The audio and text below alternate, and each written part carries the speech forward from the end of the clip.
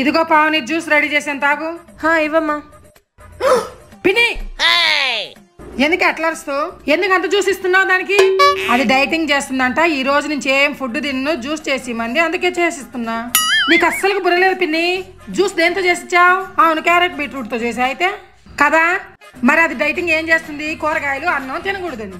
నువ్వు మళ్ళీ అదే కూరగాయలతో జ్యూస్ చేస్తే అది ఎలా తగ్గిద్ది? దానికి దీనికి సంబంధం లేదు, తాగొచ్చు. నువ్వు ఉండు, నీకేం తెలియదు డైటింగ్ ఎలా చేయాలో.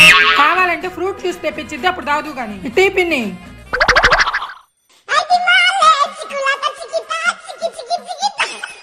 వసేసి వస్తావే.